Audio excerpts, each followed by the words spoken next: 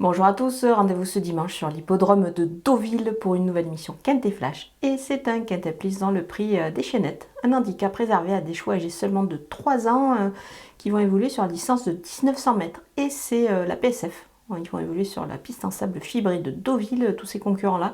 Alors ils ne sont plus que 15 après le forfait du numéro 10 Manada. Moi, je pense que dans ce lot, on va pouvoir voir évoluer des chevaux de qualité et on peut s'appuyer déjà sur des bases assez solides. On voit tout ça avec mon analyse.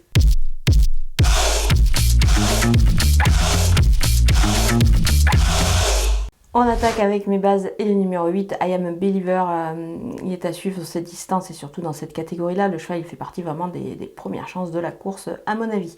Le numéro 4, Magellan, il a pris beaucoup de poids en quelques mois. Mais attention, il évolue sur sa distance et devrait, à mon avis, une nouvelle fois se mettre en évidence.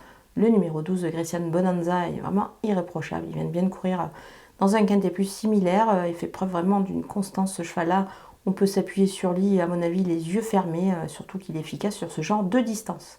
Les opposants avec le numéro 3, Woodstock City, il a prouvé qu'il avait la pointure d'un tel lot depuis ses débuts dans le handicap. Je pense qu'il sera encore dans le coup.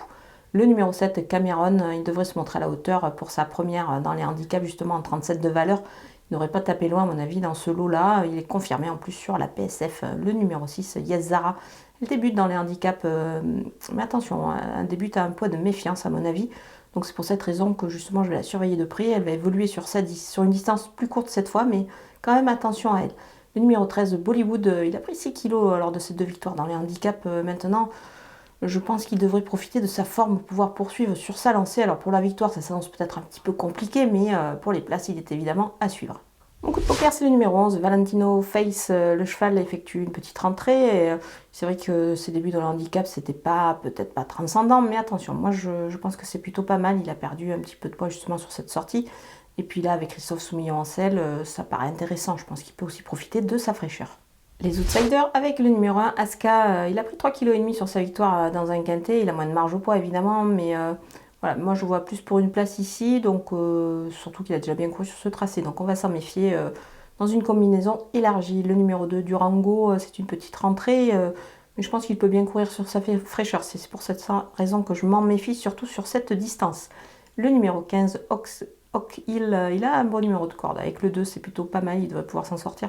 Alors même s'il a échoué pour sa première dans le handicap, attention à lui, on va quand même pas le condamner tout de suite. Le numéro 14, Snowfinch, son entourage insiste à ce niveau, après des débuts discrets. Je m'en méfie ici sur une distance qui est un petit peu plus longue cette fois pour lui. Le numéro 9, Melbora, peut-être plus efficace sur des distances un petit peu plus réduites. C'est pour cette raison que je l'ai glissé en fin de jeu. Le numéro 5, El Chaco, il effectue sa rentrée, il peut peut-être manquer d'une course, mais attention quand même, c'est un cheval de qualité, donc on ne doit pas totalement l'écarter. On termine avec les délaissés, ou plutôt mon délaissé, c'est le numéro 16, See the Light. Pour moi, ce cheval-là n'a pas trop de marge à ce niveau-là. Et puis, bon, du coup, je vais l'écarter, même si la course demeure quand même assez ouverte avant le coup. Voilà, on a fait le tour de tous les partants de ce Quintet Plus de Deauville. Je vous laisse avec ma sélection et mes conseils de jeu.